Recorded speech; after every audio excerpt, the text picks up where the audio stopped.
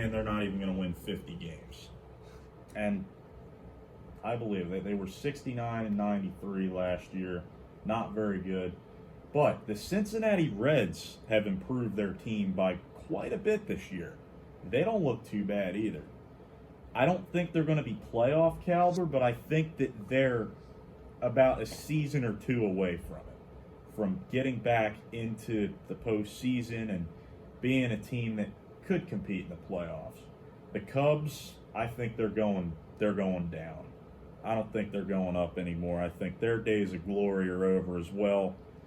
They still have some great players, but I just don't see it happening. They didn't have a very good season last year. Really, nobody in the Central did except for the Cardinals, but they were just hanging around 500 all season.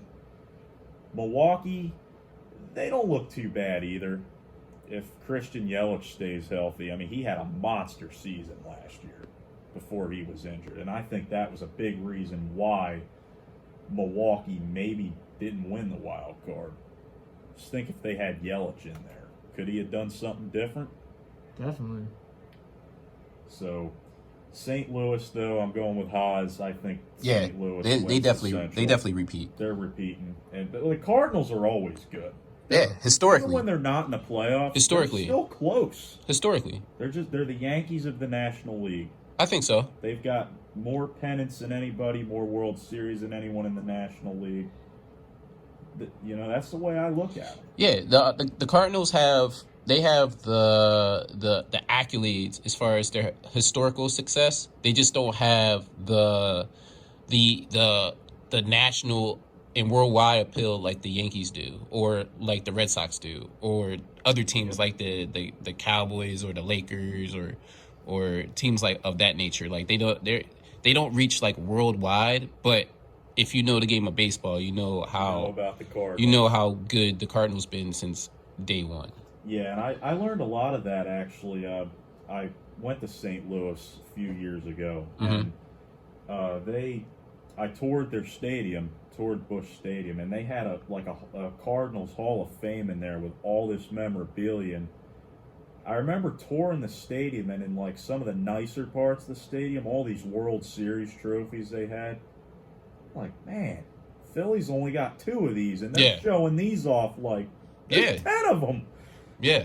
I think they've got 21. Yeah, and we all know how hard it is to win the World Series. Like it's a 10, gauntlet from 10 different World Series trophies. Yeah, it's tough to win a World Series because you got to get through 162 games first of all, and even if you go back 15, 20, 25 years ago, like you go back 25 years ago, not even 25, like 28, you basically only had the division winners getting to the postseason, right? You have the division winner from like the East and then in the West, and that's it. Like that was it. Like it was split up in 2 divisions, and they were like it was basically a Final Four, right? You win the division, you're in.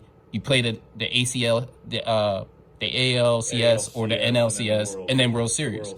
So there wasn't a wild card where you could sneak in. You know what I'm saying? Like when the 93 Phillies went to the World Series, like they had to win the division. They couldn't just sneak in. Like they had a magical season in the end. It was them and the Braves. It was them and the Braves. And because they beat Greg Maddux and see other guys. And that's when Atlanta was just, I mean, you want to talk about pitching, you'll never find a pitching staff that is as good as long as they were in Atlanta. And they would get to the World Series consistently.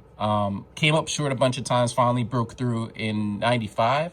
I think so. And but they would I mean, National League, we talk about what the Yankees were in the early 2000s, the late 90s, early 2000s, like that was the Braves before the Yankees started doing that. So you should look up some of Greg Maddox's numbers. They are amazing. Insane. He might be if he's not the greatest pitcher of all time, he might be the best pitcher of all time. You know what I'm saying? Just skill-wise.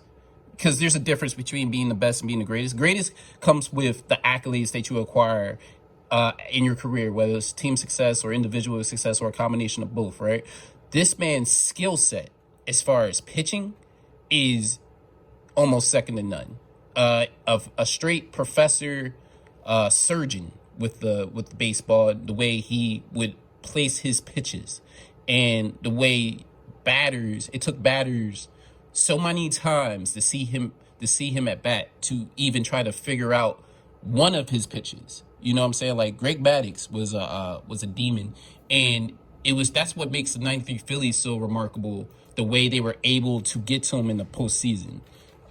It was a beautiful series, man. To see, because you're just shocked that you're actually hitting balls on this cat in the postseason. You know what I'm saying? So, yeah, and you know they had Greg Maddux and Glavine and John Smoltz. Like these cats were just nasty, nasty. Smoltz too. Yeah, he was, and they had long careers.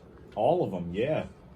He began his career in '86. 2008 was his last year. Yeah. Greg Maddux. Amazing. He's only 53. Yeah. He probably could have kept pitching a little longer, maybe. Yeah, he could have pitched. He could pitch just like Nolan Ryan pitched for a million years. I think it was like 27. I think it was I think it was 27 years. Greg Maddux could have did that because he didn't have to throw for power. That's another thing too. Greg Maddux wasn't a power pitcher.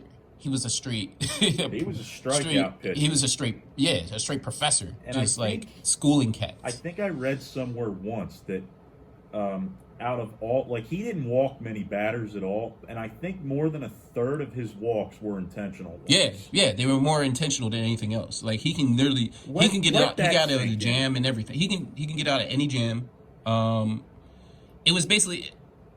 For the Atlanta to lose a ball game with him on the mound, it would have to be he just wasn't on his game. That's it. It was nobody else. It wasn't like he just wasn't on his game. That's it. It all came down to how he was on the mound. And he's only one of 10 pitchers who's part of the 3,000 strikeout club. Looking at some of these stats here. And we're not going to get too many pitchers nowadays. We're not going to get too many pitchers on that 3,000 list anymore. Yeah, you got Nolan Ryan's got the record. Randy Johnson, Clemens, Carlton, some of those names. Yep, and those are the greatest pitchers in the history of baseball.